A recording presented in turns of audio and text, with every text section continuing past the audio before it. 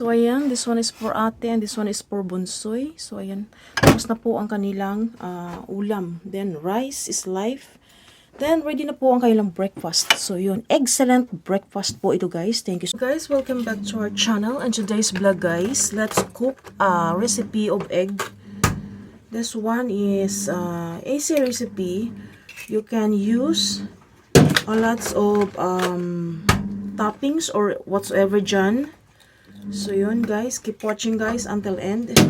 Gamit po tayo ng 8 eggs. Simple but delicious and home cook egg roll po ito guys, egg roll or tinatawag dito na tamagoyaki. So this one is good for breakfast. Marami po tayong ihahalo na mga ingredients. At you can use bacon or tuna, plain tuna guys. Pwede nyo po siyang gamitan ng plain tuna. Tapos hindi po tayo gagamit ng fry pan ng pang egg roll, kundi yung regular na fry pan lang. Then keep watching guys. So ito na po yung ating eggs. Then lagyan po natin siya ng seasoning or liquid dashi. Not so much dahil kapag marami na ang ating isa halo na dashi or liquid, mahirapan siyang i-roll. Yan, salt, black and pepper to taste.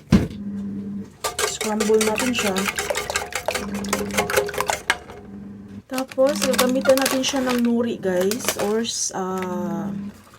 seaweeds. This one is very soft. At mag-melt away lang yan siya na hindi siya magiging istorbo sa iyong egg roll. So, add a taste and aroma. Yan po yung kanyang purpose. So, ayan, sa ating fry pan, maglagay po tayo ng cooking oil, olive oil, or sesame oil. Katamtaman lang kasi hindi naman ito talaga fry siya. Kumbaga. Pag sinabing fry, need mo lang maraming mantika. So, ito ay hindi mo kailangan ng maraming, you don't need lots of oil. Okay? Then, first is, let's put our egg.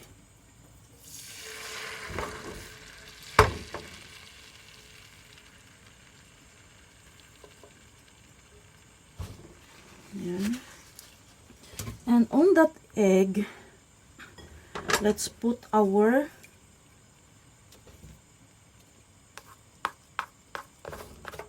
ingredients na gusto nating ihalo. So, this one is egg fish or mintay ko, tarako. Yun. Itlog po ito ng isda. Ito po ay salty egg fish guys. Then, on that part, let's put a bacon. This one is bacon. So, meaning to say, pag sinabing bacon, may lasa na siya. Hindi po siya fresh, kundi bacon. Okay? So, dalawang klase ng ating ihahalo. Or, slow fire lang guys, para hindi agad maluto yung iyong itlog. At lagyan po natin siya ng sibuyas. Then, mayonnaise to taste. Plain mayonnaise lang po guys. And let's add cheese.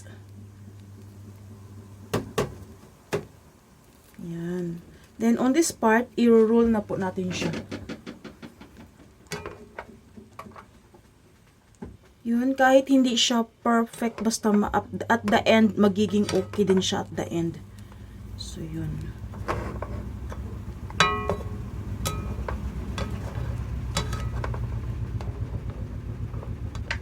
I-roll natin siya habang hilaw pa yung itlog, no?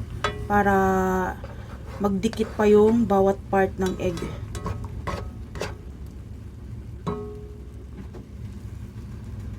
Yan. Bahagyan natin siyang hilahin at dagdagan natin siya ng itlog banda rito. Ito yung magko-close bale sa ating egg roll. So yun guys.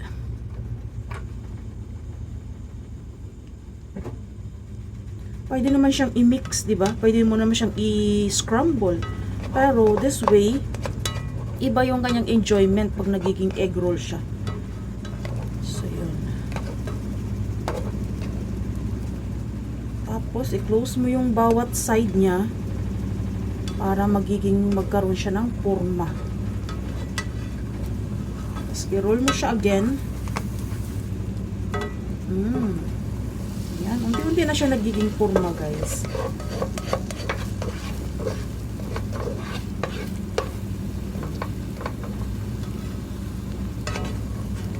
After that, i-roll mo siya again.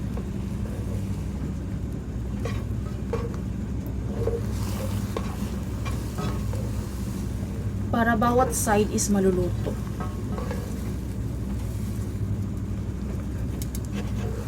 So kahit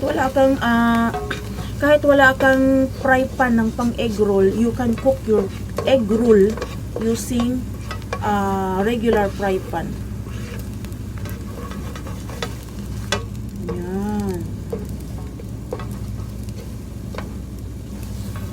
Tapos bahagyan mo siyang idiin-diin para maluto ang bawat side nito. So, ito na po siya, guys. Naporma na po natin siya. Even though it's not perfect, kasi nga hindi siya, ano ba yun? Hindi siya square, but it's okay. Ang mahalaga, yung laman niya is masarap. Yun. Tapos, lutuin mo lang siya ng ganito. Kasi ang gitna niyan ay hindi pa luto. So, ikip mo siya sa fire para ano. Ito na siya, guys. Nagkaroon na po ng grilled yung kanyang bawat side. Kasi pag sinabing yaki, meaning to say grilled po. No? Japanese language, yaki, it means grilled. Kaya sabi ko, wala siyang maraming mantika dahil ito po ay grilled style. So, tamago yaki, meaning to say grilled egg. Yun. So, ayan po, guys. Nabuo na po natin siya. Then, i-off natin yung fire para ilagay natin siya sa plate. Wait lang. Ilagay natin siya sa plate na hindi siya masira. Kailangan natin ng malapad para hindi siya masira. So, yun. Okay?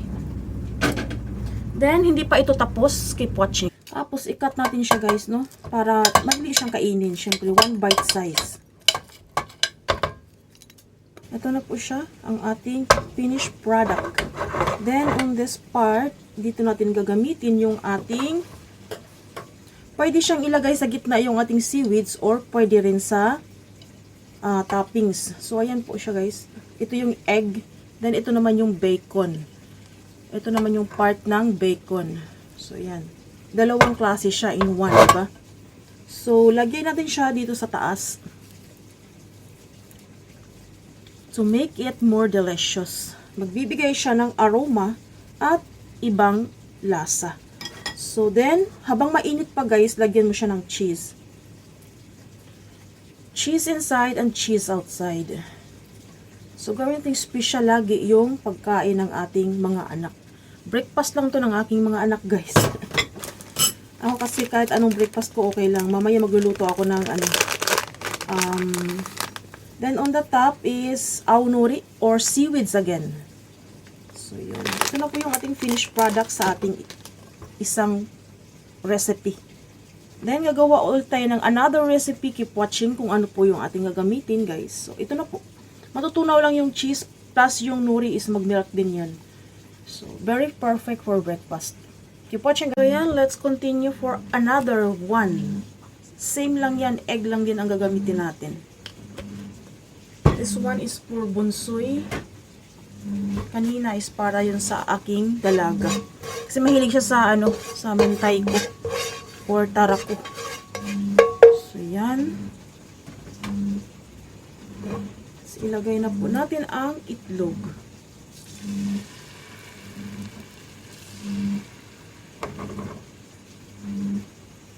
So yan. Then on this part, iba naman ang ating gagamitin, guys. Tuna. Plain tuna. Huwag mo siyang ilagay lahatan. On this side lang. Kasi kung ilagay mo siya lahat, mahirapan ka niyan magbuo. Dahil hindi na magdidikit syempre. yung egg sa egg. So, dapat on this side lang siya. So, on this part, ilagay natin yung nuri. Then, huwag nating lagyan ng sibuyas dahil ayaw ng bunso ko ng sibuyas. Then, bacon again. Tuna and bacon naman ito.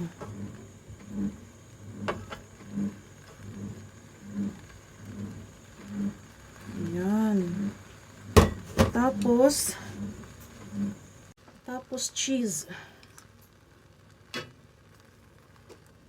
Cheese and nori is absolutely perfect combination. So, kahit anong i-mix mo sa nori or seaweeds ay masarap yan.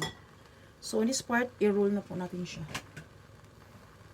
Habang hilaw pa ang itlog, dapat ma-roll mo na siya.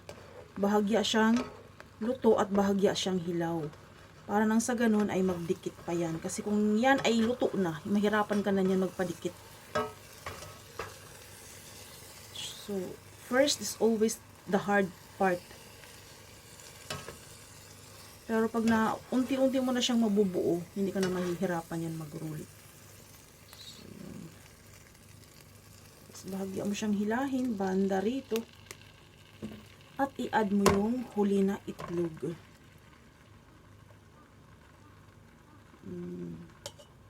So, yan. Saka mo na naman siya ulit i-roll. Dapat malapad yung iyong sandok para hindi ka mahirapan.